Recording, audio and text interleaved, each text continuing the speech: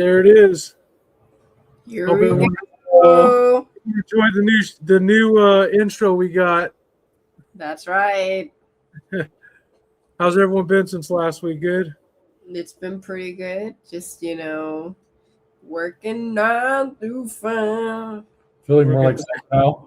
Yeah, definitely. It's getting a lot warmer. But other than that, it's been, I don't know, equivalent. I don't Yeah, that's been about it. Well, we're live right now on a couple different platforms. I just want to give a shout out if anyone's watching us there on Kick or on Facebook. Mm-hmm. Got the ticker, so we'll see who comes on live. That's right. Want to drop a comment? We'll be looking out for your comments. Oh, we got one viewer right now, right on. Whoopee! Yeah, I don't know. It's crazy. We were kind of going over some things earlier today, and one of the things I wanted to bring up before we start talking about what we left off with last week. We'll get to those shit coins and stuff in a moment, but I don't know. How do I say this? I have a really big problem with like the outgoing generation. Like, and I don't want to sound like a dick, but like, are the baby boomers like starting to fizzle out, or like do you feel like they're like on their last limb? I'm just being honest. They got 1 foot in the grave. They got 1 foot in the grave, man. But like, it kills me because it's like these baby boomers, they don't know what's in touch or not anymore. And I'm not saying that like they're bad people. I just think that you got to pass on the baton, man.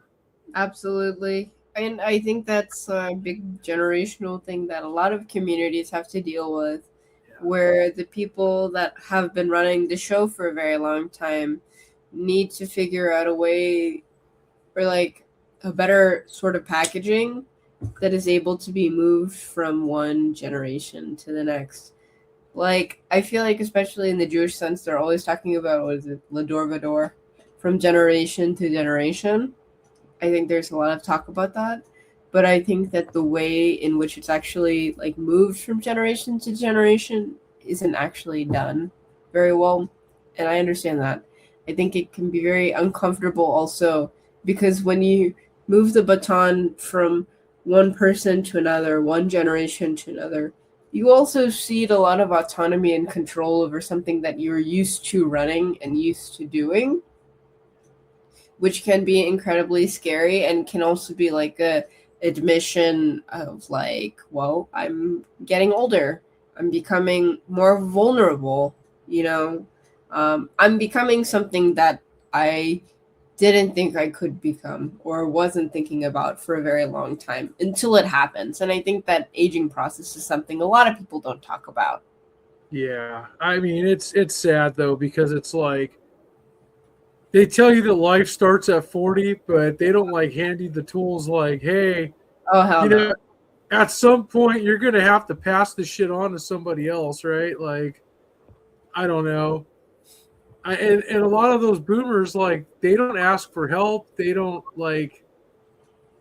I don't know. I feel like, what was the generation before the boomers? Was it the silent generation? I feel like they were like neglected in a way. Yeah. And that kind of screwed it up because if you look at the cycle, how it goes, the next generation was the Gen X kids, and they didn't obviously give a shit about anything, like no fucking rules, cocaine, like the whole works, right? Like, so that kind of shows you where the distinction is from them to the boomers. And it's like, I'm a millennial, but like I feel so far removed from that. Mm-hmm. Where was I go? Oh, what I was trying to say was, yeah, at some point, I'm blaming the boomers for like 99% of the world's problems today, and I'm not trying to like put petty on all of them, but I mean, fuck, look at some of these congressmen and women that can't leave the office. They've been in like the Senate for like 90 years. You know what I mean? Like, why would you want to leave? It's a pretty sweet deal. You get to inside trade, and you also have retirement benefits. or at least the equivalent of that. I mean, it's a pretty sweet deal. I wouldn't leave that if I was Nancy Pelosi. But that's like the issue. It's kind of human nature where like they've been carrying the torch, like the boomers just generally for so long, and like nobody wants to, like no one's willingly gonna give that up, like for the most part. Like you know what I mean? Where it's just like you want it to keep going and you think it's just gonna kind of keep on going and going and going. And I think part of it is like psychological, like I think you get to a certain age where like your brain like is like you're pretty much set in your ways. You know what I mean? Where like that's just kind of you. There's really no changing. It's kind of like that whole like saying like you can't teach an old dog like new tricks, where like it's like and they're just going off like basically what they know. And so like I think that's part of the issue because a lot of the boomers like I deal with, it's always like, oh well, back in my day we did this, we do this, X, Y, and Z way. And it's like they expect like X, Y, and Z way to basically like be the way even now. And that it's like that just doesn't work like whatsoever. Well, that's like a boomer phenomenon, like I would say across state lines too, because that's not even like an American boomer thing. That's like, sometimes it's, I don't want to sound like prejudiced, but sometimes it can be kind of like an older person thing too, because it's like older person in Asia, older person in Mexico, older person in like, Middle East, the global South. It's the same thing, They want things that are done a certain way that they're used to, and they don't want it done anyway else.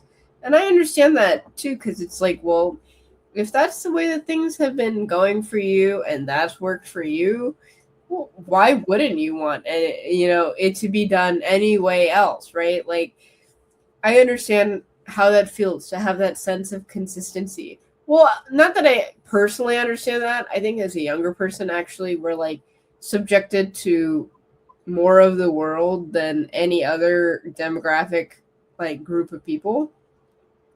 But at least I can be kind of envious of a group of people who at least could say like, oh yeah, we had a consistent way of running the world in our communities and things like that. And this is the way we want to do it. And this is the way we're always going to do it. Like, I get it.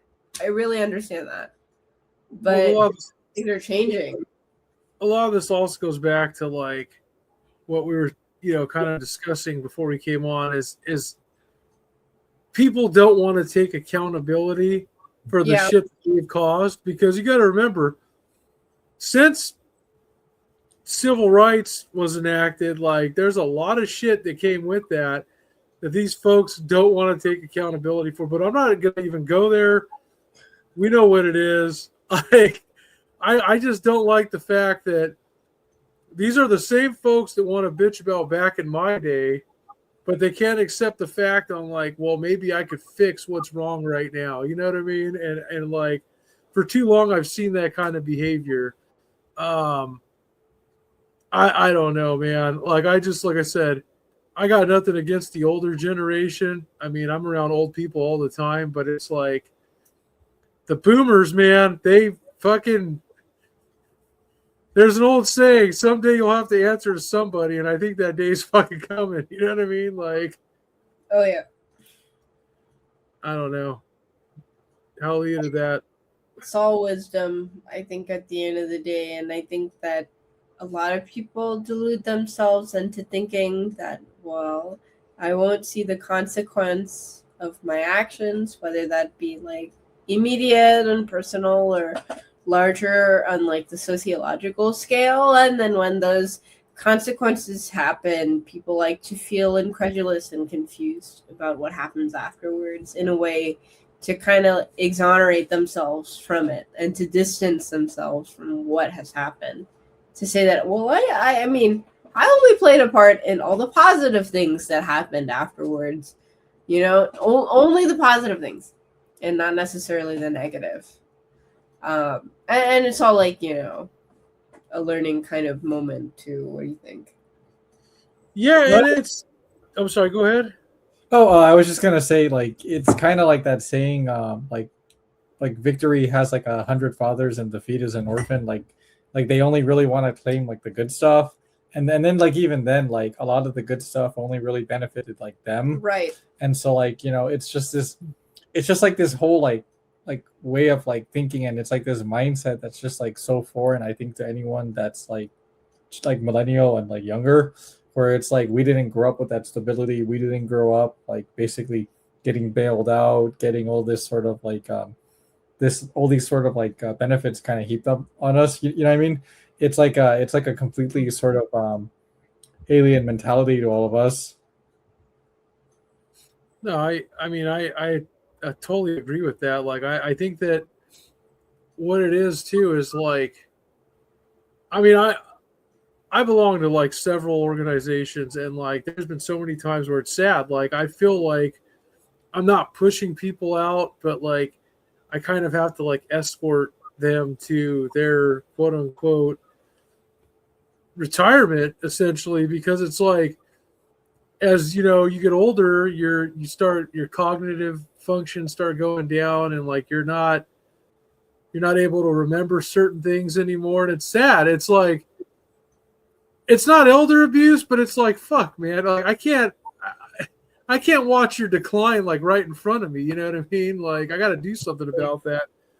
But I mean, on the same token, I feel like they should know, this is why like there should be term limits. There should be like certain ways of like certain procedures in play. Like, if someone's not functioning properly, to not let them be in charge of like certain offices, I feel. But Yeah. I mean, what, you got guys like fucking McConnell, he's like what, 109, and Yeah. Nancy Pelosi, who's like a skeleton now, and fucking, I don't know, man. I mean, it's like this joke I made about how, like, you know, when we were at synagogue, and I was like, everyone was like dancing together and holding hands, and I was like, oh fuck, dude, this sounds like when you drop a bag of Legos on the ground.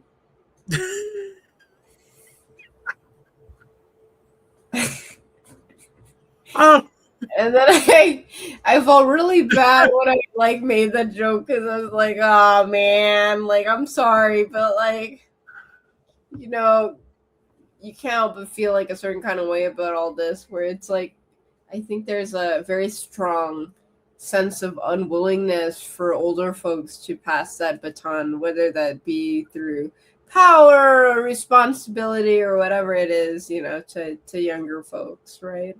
It's an ability to be like, hey, like, we want you to handle at least one part of it. Yeah, I don't know. no, that's like what I was talking to a friend about this shit earlier. We were talking about like how there was an article I read that said that so much of like the country is like, I think we talked about this a little bit recently, like might have been last week, I'm not sure, but we were talking about how so much of the country is now non-religious. And I think there's a reason for that, but like when you look at like religious organizations, it's like, you're right, it's like everybody's either retired, gonna retire, fucking like Process of retiring. process of retire. There's like no medium. Like, there's no, you like, you either get like young folks that are like they're pretty much like teenagers, or you get like the boomers that are like going out, like we said. There's no in between. I guess the question is, though, like, if you've only got really young people who are kind of at the beginning of their lives, professionally and socially, right? And then you've got old people with a lot of wisdom and stuff. Like, well, what about the people in the middle? That's kind of one thing to like worry about. And then two, like, how can like older people actually be stewards for younger people in a more meaningful way? Because I've always felt like that, like, I don't know, the mentorship aspect has always been lacking when it comes to older folks.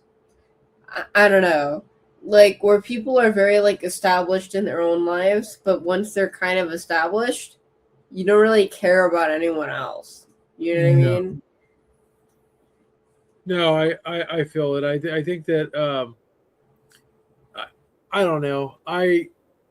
I feel like they're established, but are they truly happy? That's my question, because all I ever do hear people bitching, complaining, like nobody's ever satisfied. Like I was saying, I'll just come out and say it.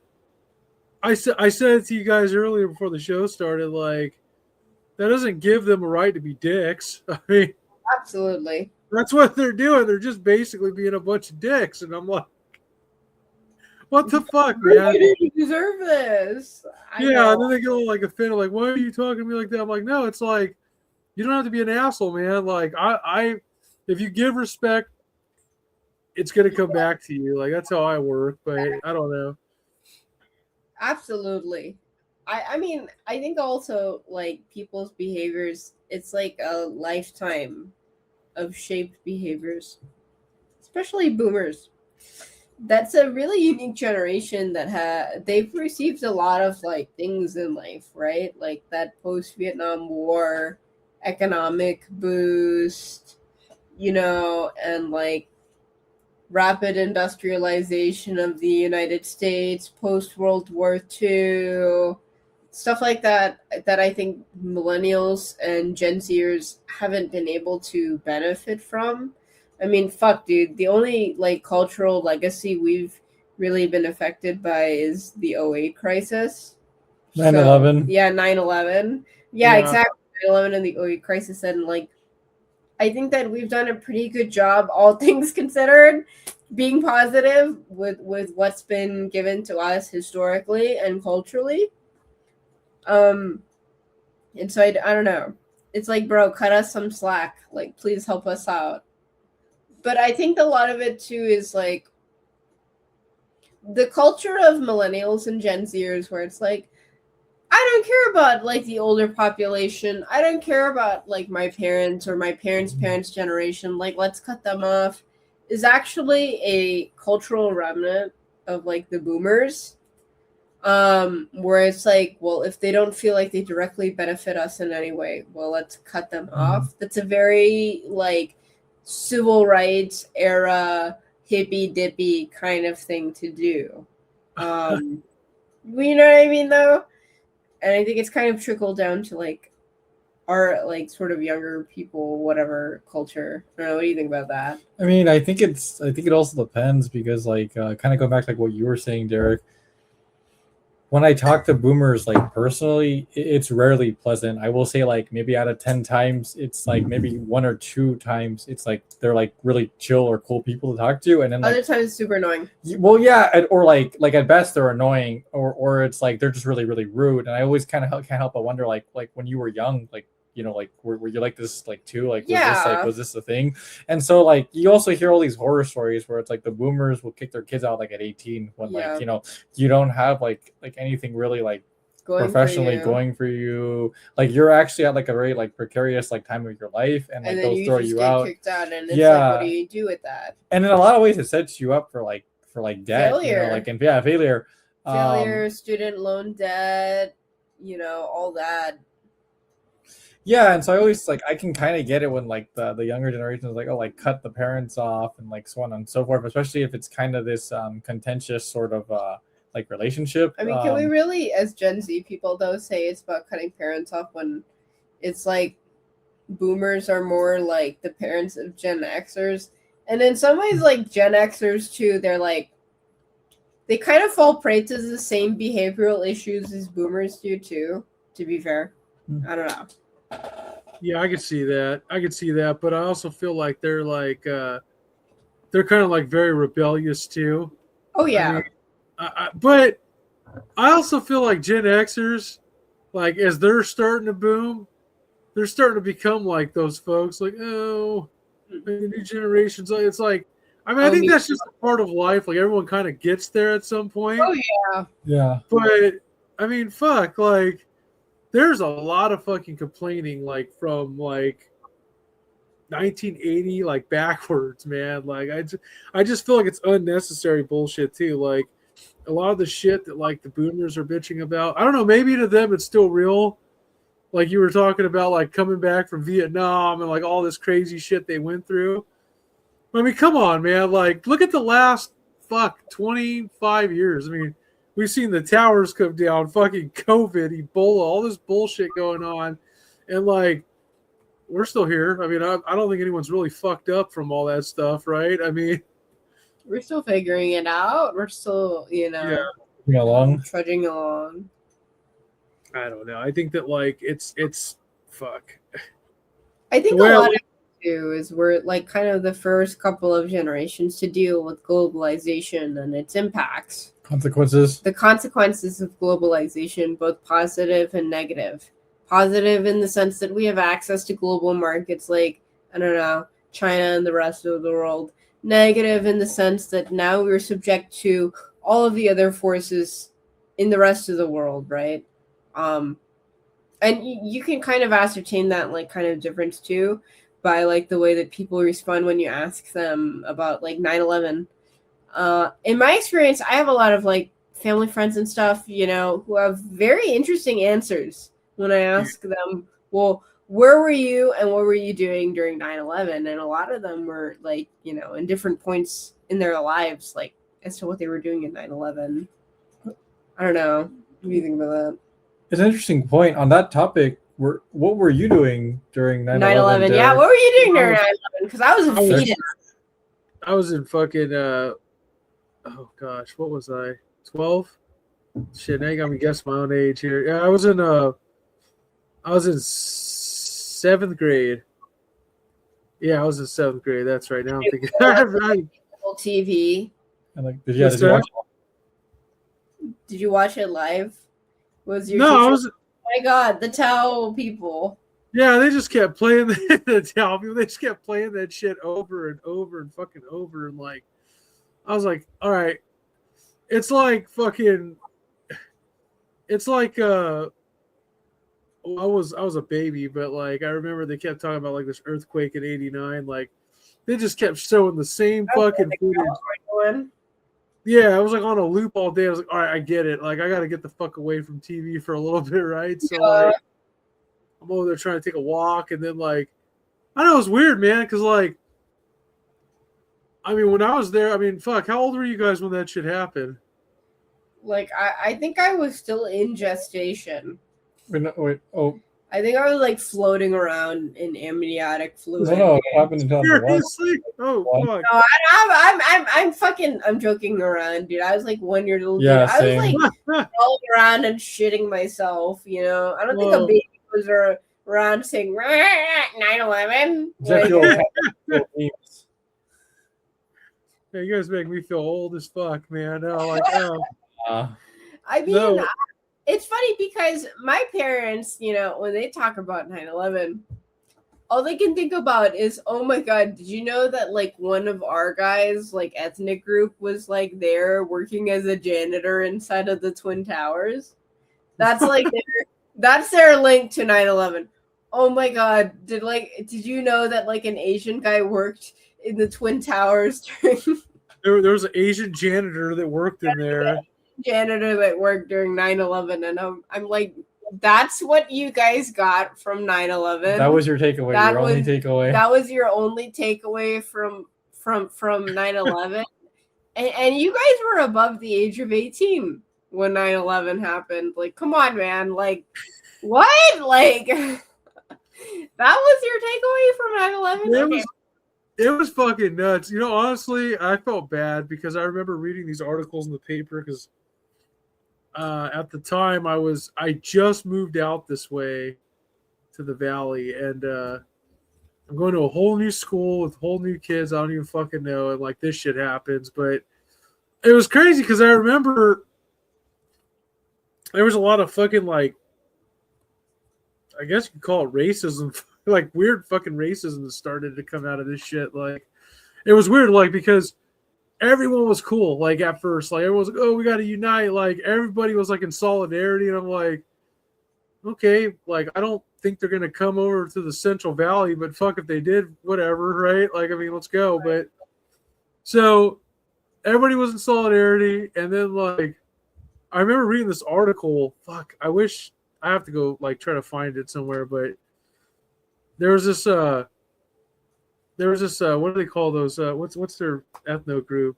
They're like Indian guys, the ones that wear the fucking Six. The Sikhs, yeah, the guys the with ones the that wear the turban. thing, yeah. Yeah. Anyways, the fucking yeah, one of those guys got found dead in the canal, dude. I'm like, what the fuck did he have to do with this shit, man? Like, yeah, they just started attacking random motherfuckers for like no reason, like just because fuck for the cause, I guess. I don't fucking know, man. That's the thing though about like people who are stupid.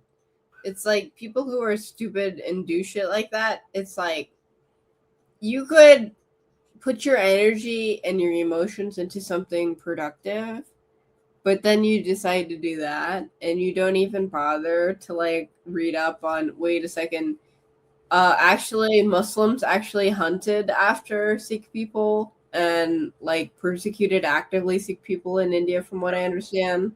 Yeah, for And real. so it's kind of like a double whammy. It's like, dude, you're kind of a dick for going after these people. Actually, like, oh, like, I mean, for me, like growing up in the valley, like for Sikh people, who have like the Gurdwaras, my cheap ass family would always be like, oh fuck yeah, like on their days where they would have religious days, we'd always go and have fucking free Indian food, Hella food and like, shit. Yeah.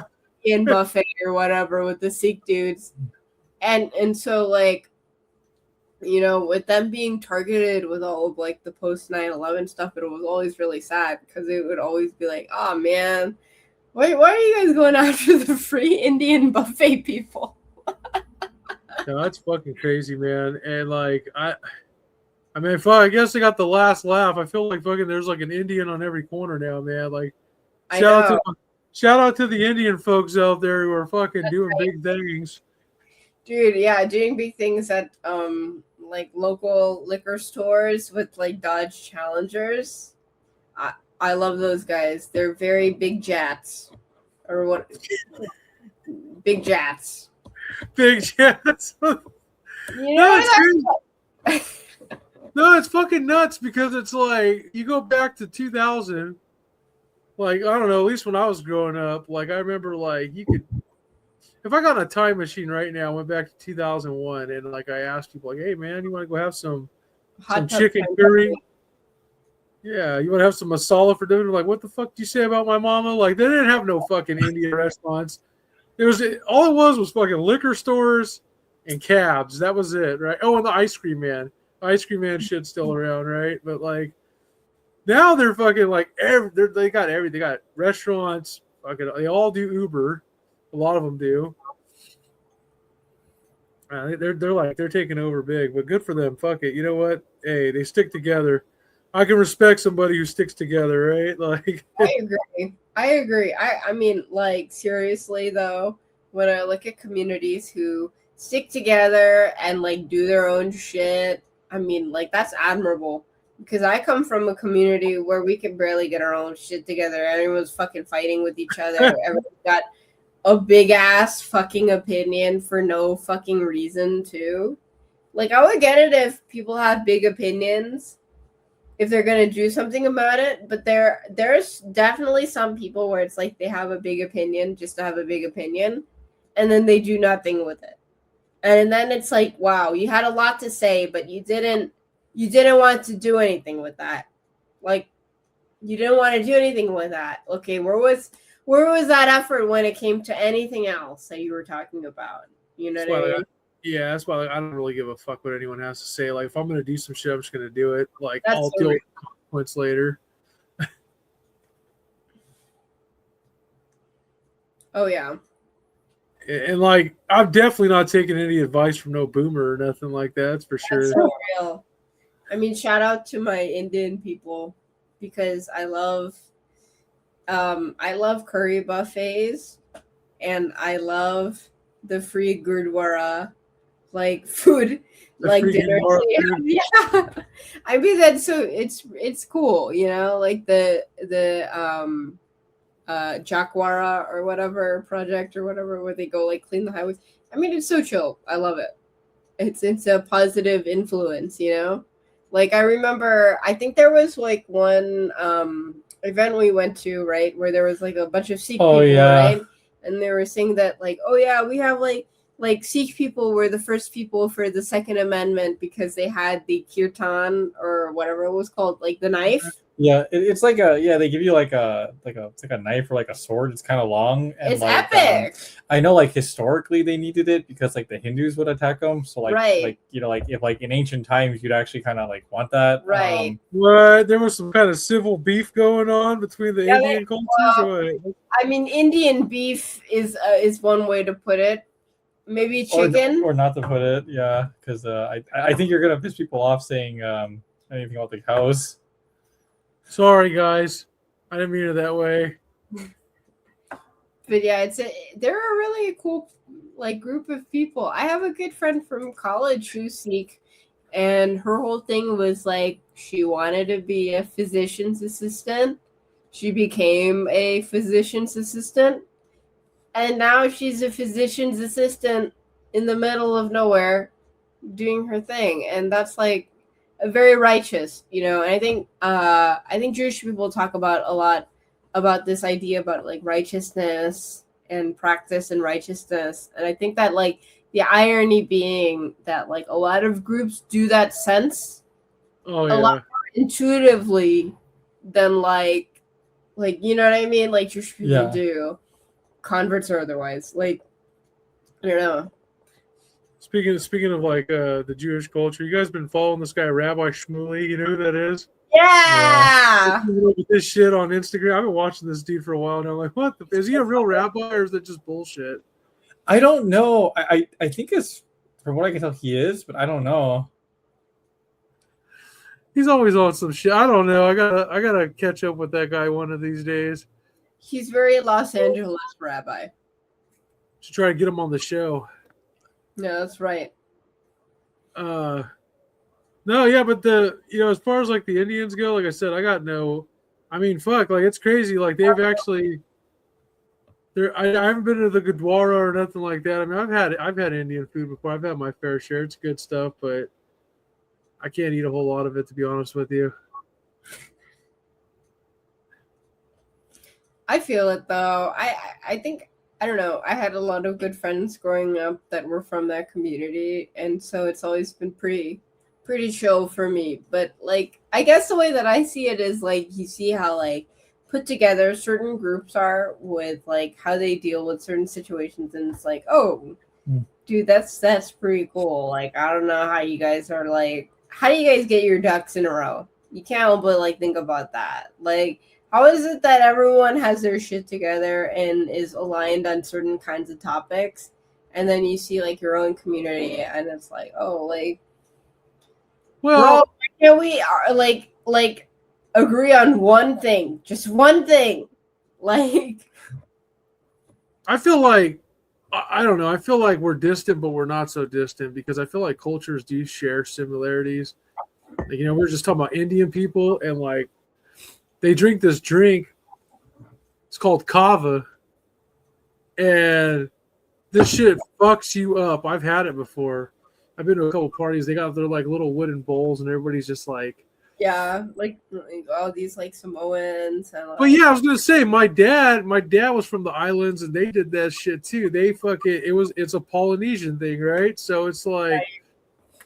I mean, it's shared cultures, I guess. They do that back in India, and I guess some Southeast Asian countries do it too. But it's like, I mean, that's like I said, shared similarities. But like, you want to talk about like other cultures? I mean, you'll find similarities everywhere. I mean, look at the Native Americans; they celebrate certain holidays like we do too. So,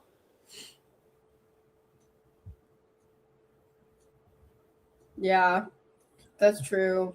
You guys ever been to any reservations or anything like that? Didn't we like try to plan like a honeymoon or some shit like that at the Blackfoot reservation one time? A long time ago.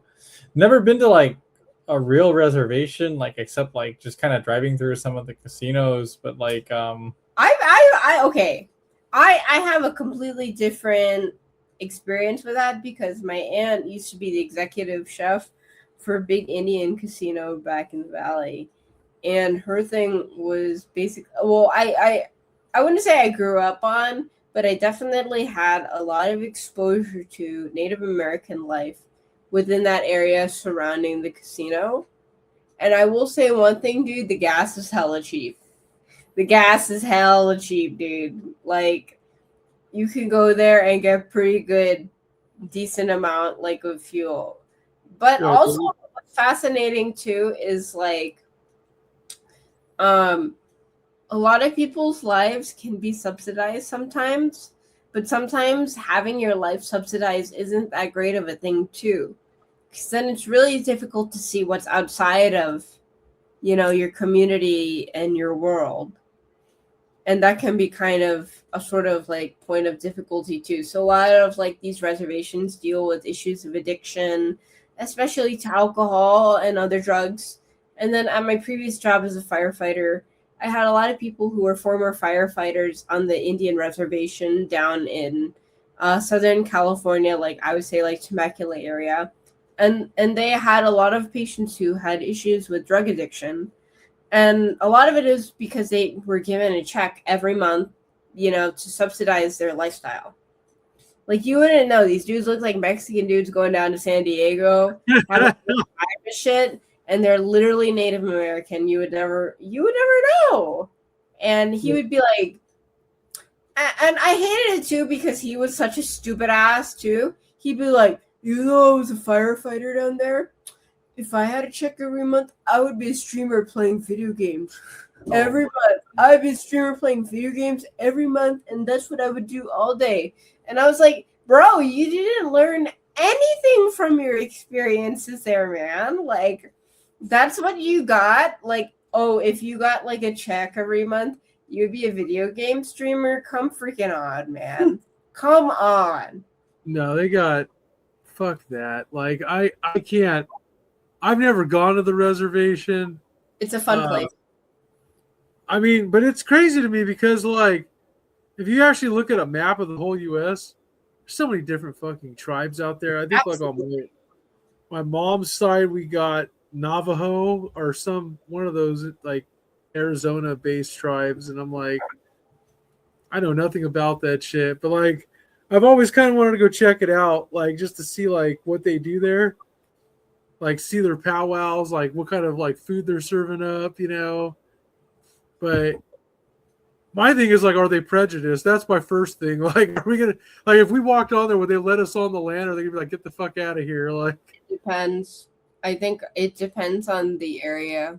A lot of like what I've seen in Southern California, at least talking to Native American folks, is it depends on the politics and what drives like kind of like the day-to-day lives of the people who live there. So for a lot of the politics, I can only speak to like Southern California, what moves the politics there is water and access to water, and how that like kind of like informs their lives like in that like time, right? So like for example, people in Southern California that are indigenous, the water politics and where the water goes, whether that be San Diego and the other surrounding communities, really like kind of drives how they do their politics and politicking there too, and how they define like, well, what is like a real Native American who lives in that area versus like someone who may be a Native American in name only and not. And a lot of it is like a city Indian versus like a non-city Indian, because depending on where you live and where your zip code is, well, you may be subject to the water laws that are there and not. You know what I mean? Like, you may be able to reap all the benefits, whether that be the free college or whatever, and leave and be a city Indian, or you may be someone that wants to keep with their people, stay at home, marry with other people or whatever, right?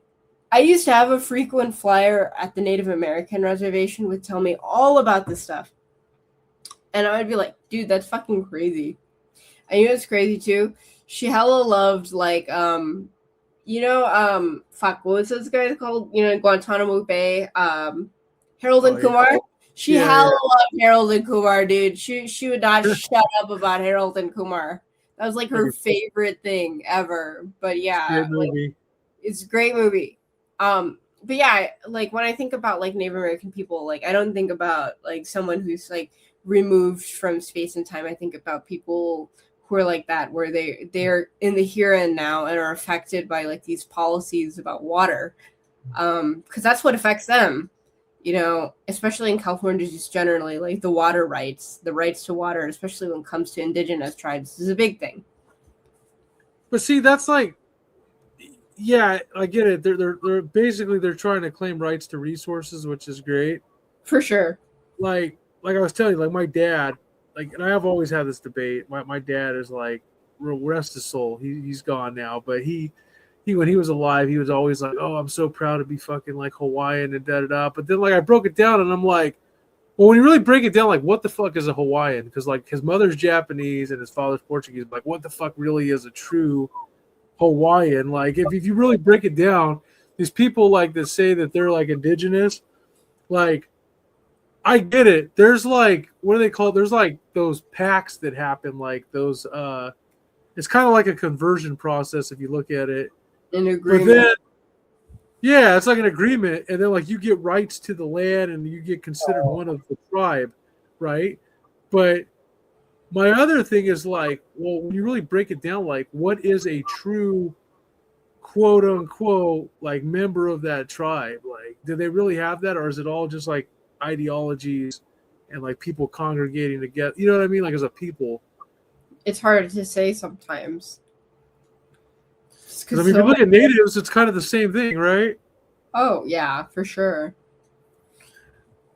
Yeah, and like with them, it's like I think it also varies by the tribe. Like I know some do blood quantum, and then some you've got to be like a certain percentage, right?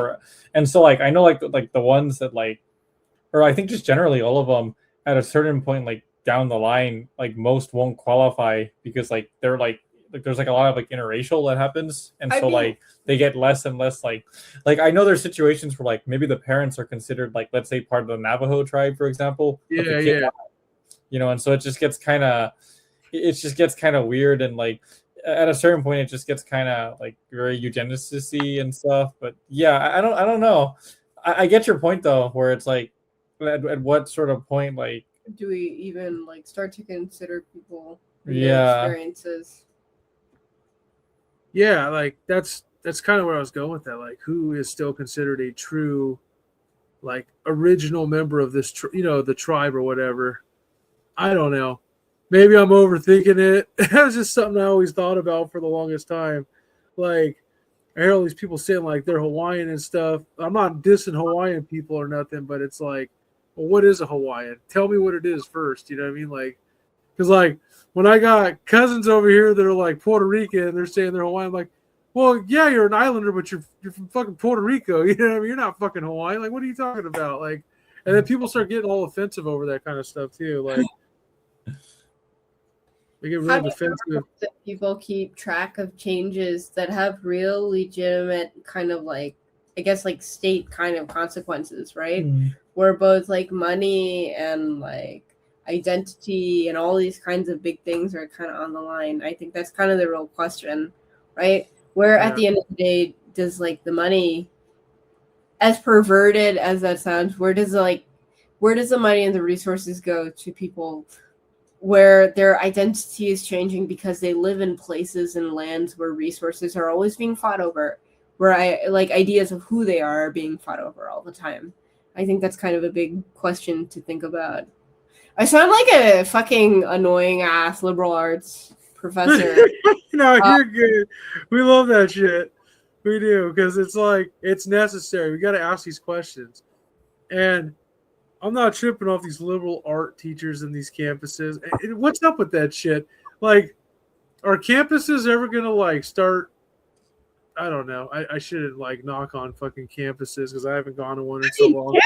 Okay, at the end of the day, though, you don't need a degree to ask these large questions. Yeah, no. You don't need a degree. You don't need school to ask these questions about, oh, where do I belong or where do other people belong? At the end of the day, this is something that people, no matter where they are at the end of the day, can ask themselves. Where am I in this American experience, you know? You don't need anything or anyone to tell you whether you can or cannot question the things around you. I think that's the magic in that. And I think people need to like realize that. Like, they don't need all this ivory tower, you see whatever bullshit to be like, oh, like, where am I in this world? Where am I, in all of this? You guys, themselves. you guys ever step foot on UC Berkeley? Yeah. You been there? Yeah. I'm dying to go there. I haven't gone there. Like, I want to know what it's like because, like, I hear UC Berkeley is like so fucking far down the progressive rabbit hole. It's unreal. We should do a straight shaloming field trip. Set the table. Yeah, I know a couple of restaurants, I guess, kosher restaurants in that area, and maybe we can, like, I don't know. I mean, you and Jimmy can wrap tefillin in like parallel or whatever, and I don't know. I'll set up a fucking little couch out there. We can just do the fucking show live if they really want. Yeah. Like I don't care. Like I don't know. I've been tempted to like check that out. We'd have to be careful we don't get like beat up though or something. Like you'd have to have someone like actually. Well, that's why like, you have like to watching... run cardio. That I mean, like, look, the most Jewish thing is running away from your problems. Okay, so like, I think we can do that. I think we can figure that out. Fuck, dude, Berkeley is like a straight underworld. Like, I would love to take a field trip out there. I mean, I haven't gone there. I don't really drink kombucha. I don't fucking really do like a lot of the shit they're probably doing, but I'll be glad to check it out, man. Well, yeah. Kind of, I don't know. That's something that I'm looking forward to now. Like, let's set that up now so that figure that out. I mean, I need to eventually make my way up to the Bay Area, anyways, so I can. I don't know. Where did Berkeley go wrong? Like, how did they become? Like, you guys probably don't remember this because I think this is before your time. But I remember in the '90s. You can look this up because I grew up in the Bay Area. There was this guy that was on the news like every fucking night. You remember this shit? He was called like the Naked Man on campus. Holy shit! Yeah, I remember that. I grew up in the Bay Area too. Like, a good half of my life, I grew up in like Silicon Valley kind of area, and I know exactly what you're fucking talking about. Berkeley was like, it used to be like the Santa Cruz of the Bay Area, kind of.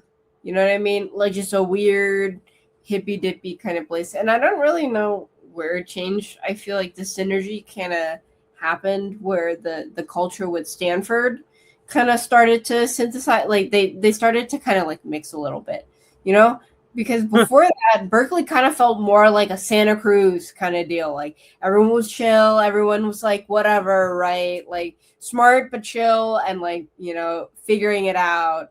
But then it was like, oh yeah, tech this and then tech that. And it was like an early 2010s kind of thing. Because I had parents who were involved in like, the whole tech boom of the 2010s. And I think that's kind of that period where it really changed.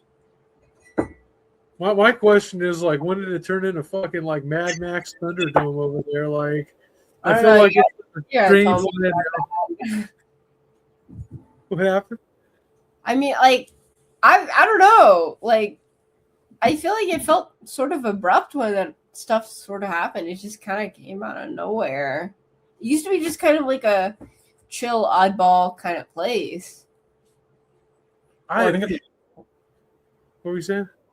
I was gonna say I think it's I think a lot of it is like when like tech like blew up, like, and like people saw, oh, I can make a lot of money, Absolutely. like this isn't like just like a thing where like, because computers when they first came out, they were kind of like this thing that like only like the nerds, like sort of like the rejects from like society sort of like were like really into them, and I know like a lot of people thought they were like a fad, for example, and then like when it really blew up, like you start having smartphones coming out, you see people making like a lot of money with like all these apps and stuff. I think it starts to attract this like very specific type of person where they're kind of there to like climb like the ladder, and they're going to do stuff like embrace liberalism, right? Because like around this time where like you have smartphones like becoming ubiquitous and getting in everyone's hands, you have colleges like churning out tons of like students, right?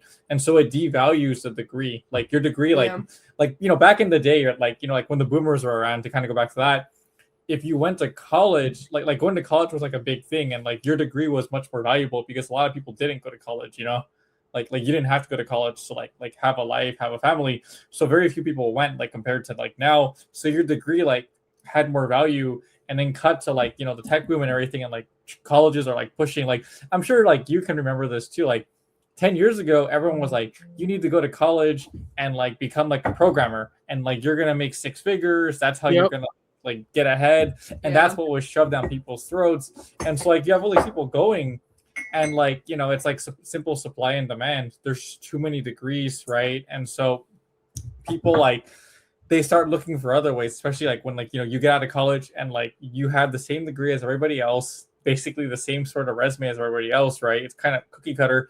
You need something to kind of like distinguish yourself, make yourself more special to get a job. And so I think that's where a lot of them started like kind of signaling like, oh, like I'm liberal, or like that's where you start seeing like the affinity group stuff, like I'm a queer woman, or like I'm like a queer X, like gay, I'm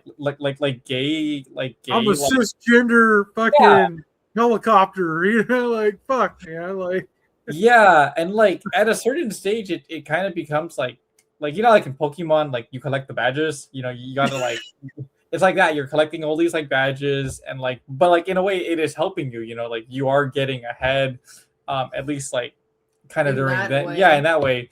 And like I think that's like kind of also what contributed to it. And then also like at some point like in the culture, it like and this is ironic because I know like Berkeley like historically is where like the free speech movement started. Yep. It got to this stage where like you can't have your opinion, like if you say your opinion, not only are you wrong, but it's like it's hate speech, it's violence, and yeah, like I'm gonna ruin you, your life like moving forward is over, no one's gonna like hire you, yada yada. It's a more sort of corporate culture at the end of the day, right? A lot of, I would say, and maybe perhaps that's like the more liberal side of me, a lot of well-meaning social movements that were born out of the Bay Area, in that period between the 1950s beatnik movement and the 1960s, right, kind of became perverted by the corporate cultural movement that came out of these university settings right after that time. This idea that like, well, we're going to create all this awesome social change, but actually we're going to like actually like fuck all over all of these people who are subversive. And I mean, that's kind of what ended up happening to a lot of people. It's kind of that, but I think it also goes deeper because like having gone to college, and especially when you're talking like more of the old head professors, a lot of them that are liberal, there's this weird belief amongst a lot of them where like the Soviet Union fell apart not because like communism doesn't actually work, right? Like to them it fell apart because it was actually undermined, like it was undermined by like the US and like all these like subversives and like stuff. And so like there's this other issue too of like, well, like you go to these college campuses and you see people like walking around with like communist hats. You see people be like like quoting like Mao and stuff, and like saying that like communism like a big like trope about leftists is like, oh, like they'll always say like communism like it works. It's just, what I mean. And a lot of it goes back to like a lot of like the older professors, like when the USSR fell, they didn't view it as like communism like is bad or it doesn't work in reality. They viewed it as like, no, like communism was like undermined. It actually does work. That's why like, there's that whole like meme about like how like they'll say like communism actually works, I mean, except like, and then they'll conveniently ignore every single time like it's it's failed. Or they'll say like, oh, that's not real communism, like that was something that like they love to like say. Yeah. And so I think there's also that, but I don't know, man. Like well, once again, man, the USSR, that was like boomer shit right there, man. Like, like we're fucking just going right back in a big circle, aren't we? Like, exactly. Like there's kind of no moving forward. And I think that's kind of what's happening now. We're kind of sort of socially confronting this idea that like, well, culturally we haven't moved past the issues that have come with like the boomer generation, right? And so like, what's like the whole new thing now? Like, oh, like China, right? And I think millennials and Zoomers are trying to figure out, well, what do we do with like the larger geopolitical threat of China and I don't know, Iran or whatever the fuck, right? Like, what are we gonna do with that? A threat that I would say actually most millennials and Zoomers don't really give two shits about. Well, yeah, I think that's also why like you see all the China maxing stuff like online. Like Exactly. I'm not sure how much that you see, but like I know like compared to like the older generations, like the younger generations typically have like a much more favorable like view of like Chinese of people. like China and like so on and so forth.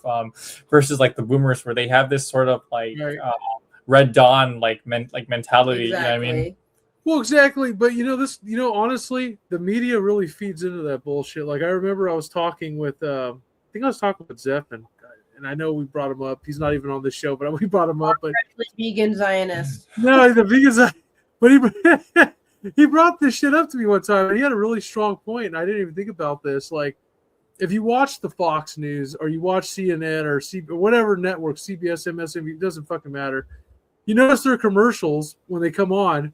It's always appealing to like these old people. Like, do you suffer from wet AMD? You could take this pill now. It's going to take your pain away. You have like, yeah, it's like they're appealing to like none of the like. Come on, when's the last time you saw a fucking like a 16-year-old person on like Jardiance, something like? Come on, I don't know. Like they're not appealing to. You can tell who their audience is. They're feeding this Red Dawn mentality, as you called it, to these people. Oh yeah. And that's where it sells. It's like the boogeyman, like, and like, oh, there's someone out there that's worse than. It's like, come on now. Like, I mean, honestly, I can give two shits too. The way I look at it is like, when you got a country that has fucking like what, over 2 billion people, like that speaks in volumes. Like, you're obviously not going to get rid of fucking every motherfucker in there. You know what I mean? So, I mean, come on now. Well, like, I think it's insane to expect otherwise too. It's stupid. Yeah, it's fucking dumb. Like, why are we wasting our time on that shit? That's what I'm saying. Like, it feels weird to even make that like a goal, but then I feel like that's like kind of like the idea or objective for a lot of folks, which is like weird. We live in a very diverse country. Well, that's why, like, I hate like when the debates come up. We're always talking about the same shit. We're talking about like abortion rights, fucking like. Oh yeah. Like, can we move on to other shit that's important? Like, how about the fact that like we're eating some fucked up food, and like people forgot all about March on Monsanto when they were trying to like get all the bullshit chemicals out of our like. Can we talk about shit like that? Like, I feel like that's a good debate topic. You know what I mean? Oh yeah, like the foods that we eat, or like the chemical like pollutants that we're subject to, especially living in certain areas of California, but even in the rest of the United States that we're subject to without our own control of dealing with all the pollutants and issues with our food sources and like our environment, our water. Kind of, those are the big things. I mean, we can talk about like all these issues that people deal with at the university level, whether be like, oh my god, I can't be like this or that or that. But like at the end of the day, like most Americans actually contend with big things. Economic issues, which is things are too expensive. Two, which is environmental issues. They're subjective to, like issues that, their food is being poisoned, their water is being poisoned. And, three, which is like, I don't know, like a spitball issue, which is like whatever they have to deal with in their environment. I don't know, roving gangs of whatever, insert minority, whatever. But like, there's a lot of issues I think a lot of people deal with outside of what most people in California has. Exactly. Well, there's bigger shit at hand, and like I feel like honestly, like someone's gonna probably take this clip and be like, "Oh, this motherfucker doesn't care about abortion rights or whatnot." But to tell you the truth, it's not that. It's just that I'm saying there's bigger shit out there that we can be worrying about. Like we have other, like that's very important, but like there's other shit out there that's happening in this world that's like way more fucked up. Like way more fucked up. Abortion is a choice. And you can also like take the Amtrak to California. You can take the Amtrak to California. You could fucking you could still legally buy cigarettes and stuff. You know what I mean? Like, come on, man. You can walk over to like your local liquor store and like You know, you can trip on your like staircase, okay? Like there's options. You know, nobody's talking about secondhand smoke anymore. I remember they used to like bring that shit up all the time. Like secondhand smoke is worse than smoking, but like nobody gives a fuck anymore. Ever since like vapes and shit came out, like nobody talks Yeah. about that anymore. Vapes are like third or fourth hand smoking now. I mean, I've seen people who are like only 3 or 4 year like constant vape smokers, and they go, you know, they're sent straight to the ICU because the vape sends them, you know, they have issues because of that. So that's kind of what happens. Who knows what the long term effects of that are going to be? I don't know, but we'll figure this shit out. Like I said, I just wished in the future they would set up like more modern debates about shit that's more modern. I mean, we're still talking about like shit from way back when. It doesn't make any sense anymore. I don't know. And half these guys don't even have plans for the shit they're talking about anyways. They're just going off at the mouth to get elections, you know? So It's not like they're going to be thriving around the time where their decisions will make a difference. no, exactly. Speaking of real quick, I want to, because I didn't want to get off like the topic of what we were going to talk about earlier. These altcoins. Now I'm going to break some hearts. I just want to talk about the shit coins for a moment here of the world, because I have a buddy of mine who was telling me to buy this Monero, and it's just fucking tanking. Like it's gone to shit. I don't know. Has anyone else had any like recent experiences with altcoins, meme coins, anything? I mean, like I used to trade it a lot, like especially like 2018 to like 2022 ish. But you know, it's kind of sad. It's kind of disappointing because like I get the whole logic. Like if we're gonna talk about like cryptocurrency generally, I get the logic behind like whoever wrote like Bitcoin, right? Like whether you think that's like the government or like it's some random dude or it's like some Epstein. spaghetti monster. Yeah, like, whatever. Like I get the original purpose where you wanted something that wasn't controlled by like some sort of central authority. Like, I can get that, right? Like not to kind of get too deep in like the weeds of like the conspiracy theorists and like, you know, the Federal Reserve and all that stuff, but I can get that logic, right? But for me, I would say the most disappointing part is like how so many people got into crypto and they just made tokens that are basically just like shit coins, or it's like rug pulls, you know, like you can just Google this shit where it's like, oh, like this coin was like a rug pull, this coin was like a rug pull, and like the like you know, the creator runs off and like a lot of people lose their money, and it's just kind of like that's the most disappointing part, right? Like there wasn't actually this like financial revolution like kind of like Satoshi or whoever that is, right? Like promise. It's basically just a way for like certain people to enrich money. Yeah, like to launder and enrich themselves, right? Well, everyone else kind of gets screwed over. Well, that's that. Yeah, but that's like one side of the problem. The other side is, so a lot of these coins, they're just modern pump and dump fucking schemes, basically. Like I had a friend who bought, he was all excited. I guess his wallet just recently went up to I mean, he bought these below, like they were like a fraction of a penny, right, for each coin. And I guess they jumped and his wallet went up to like a couple, like I think he had like over like 50, 60 grand. But the problem is when you're trying to sell these tokens back to the market, nobody wants to buy this shit. Like you could buy all you want. You could buy millions of these fucking things, but you can't sell them back all at once. Like there has to be people willing to buy your coins back from you. And I think that's where a lot of the confusion comes in, is people think like, oh, I'm going to buy, but can you sell is the other part to it too, you know? Like, it's just, honestly, it's like I said, it's like pump and dump type shit. I mean, this is like the modern day, like Wolf of Wall Street type shit going on here, man. Like, I'm not going to buy any more of these shit coins. I'm going to cut a break on those. I just been looking at like money market accounts and things like that. Those are at least it's low risk in those kind of deals. Oh yeah. Yeah, it's I don't know, like so much of it is kind of like Beanie Babies. Like I think I'm sure you would have like remember that craze where like people were like buying these things, and yeah, like you can buy them and like on paper, like you can like they're like an obscene price, right? But can you actually sell it to somebody, right, who's gonna like give you that money? I think that's kind of the difficult part. But like when it comes just to like crypto, just generally, it's I don't know. It's just like it's just nothing more than like it's just kind of disappointing, you know. That's it. Like, and also it's like who actually really uses it like to buy stuff with Drug like. dealers. Okay, well, yeah, I know, but like what Sure, normal, like what like normal person, like you know what I mean? Like remember when like a while ago, like there was that ad where it's like a metal card, you know, and Crypto.com. yeah, and it's like who actually used that, like, and that, and even if you use that, you defeat the purpose of like crypto because it's like you still have to like sell the crypto to get money like to put on the card. It's basically a debit card with like extra steps, so it's just like it's like none of it really like yeah, exactly. That's so crazy, man. Well, it's like she was saying, like if you ask Z, he's gonna tell you like, oh, I pay my rent with this shit and da da da, and I just bought my.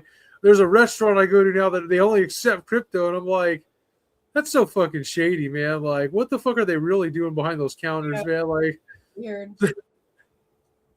I mean, not even just that. If you have to like go out of your way, right, like inconvenience yourself to find like the one restaurant or like the one landlord, right, who like accepts crypto, it's like, is it really mainstream? Is it really like actually like is it actually making your life like easier? Because you gotta go out of your way, like that's just kind of like you're just adding more hurdles to like your everyday sort of like economy life. scale to people. That's kind of part of it. Economies are supposed to scale naturally to people. That's how markets work. right. And we artificially do random shit that, you know, alienates people. Well, that's it's kind of sus. That feels antithetical to the idea of like how economies kind of do their thing. You know what I mean? I can't fucking wait to look back at history books one day and just see a bunch of fucking like articles on like, oh, people use this shit coin to blah, blah. Yeah, to buy drugs and fucking operate massage parlors. You know what I mean? Like, what the fuck, man? Hey, did you know that like did you know that there was a very specific gay sex coin in which people bought gay sex? What the fuck? Are you fucking serious? No, I'm just fucking around, Oh, I dude. can see that shit though. I can see that like it's some kind of like headline. That's so crazy. Oh man, all the people out there. I hope no one's offended by that. We mean no harm. Do whatever you please with your shit coin. Especially lesbians. Shut the fuck up, dude. Oh gosh. Okay. Well, I think we should wrap up here. On that note, yeah, especially you, dude. We got some guests coming up next week, hopefully, because two folks fucking couldn't take the heat. But if you want to take the heat, come on the show. That's right. Straight to Roman, up and out this bitch. All right. You guys have a good night. Have a good week. Sound. I'll see y'all next week right here live. No,